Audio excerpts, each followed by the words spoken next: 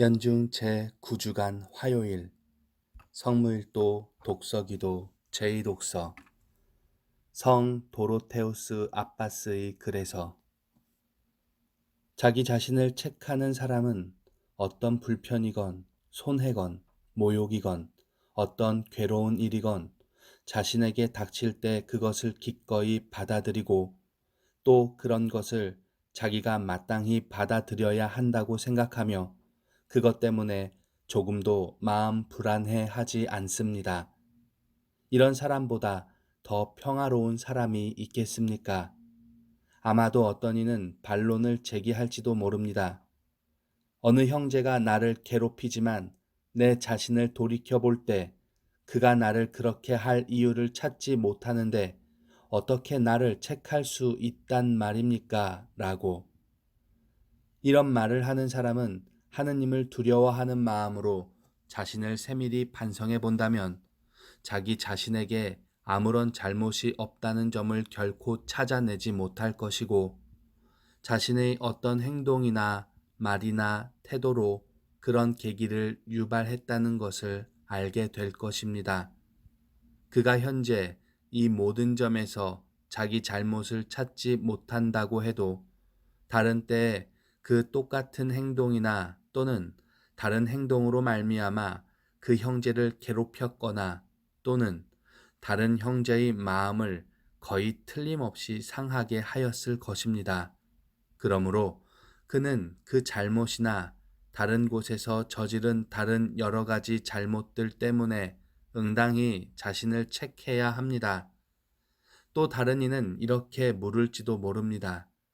내가 평화 속에 조용히 앉아 있는데 한 형제가 다가와서는 기분 상하는 모욕적인 언사로서 내 기분을 상하게 했을 때 왜 나를 책해야 하겠습니까? 이 사람은 그것을 참지 못하고 자기가 성내고 불안해지는 것이 당연하다고 느끼면서 그가 끼어들지 않았거나 말하지 않았거나 문제를 일으키지 않았다면 자기가 죄를 짓지 않았을 것이라고 생각합니다.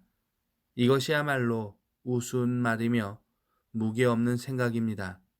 그 형제가 그 말을 했다고 해서 마음속에 분노의 격정을 집어넣은 것이 아니고 다만 그 말이 이미 그의 내부에 있던 격정을 드러나게 했다는 점입니다. 이때 그가 원한다면 그것은 회개의 기회가 될 수 있습니다. 이런 사람은 덜 익은 밀알과 같습니다. 겉으로는 싱싱하고 반짝이지만 바스워뜨리면 내부의 더러운 것이 나옵니다. 그래서 자기 나름대로 생각하듯 평화 속에 조용히 앉아 있는 이 사람은 자기가 보지 못하는 격정을 내부에 지니고 있습니다. 그러다가 어떤 형제가 나타나 그에게 불쾌한 말을 한마디 던지면 그 안에 감추어져 있던 고름과 더러운 것을 토해냅니다. 그가 자비를 얻고자 한다면 먼저 회개하여 자신을 정화시키고 좀 더 나아지도록 노력해야 합니다. 그러면 그렇게도 유익한 계기를 가져다 준 그 형제를 욕하는 것보다 도리어 감사해야 한다는 것을 깨닫게 될 것입니다. 이런 사람에게 앞으로 유혹은 큰 문제가 되지 않을 것입니다. 그가 진보하면 할수록 그만큼 더 쉽게 유혹을 맞을 수 있고 영원히 진보하면 좀 더 용맹하고 강해져 어떤 어려움에 봉착한다고 해도 그것을 견디어낼 수 있을 것입니다.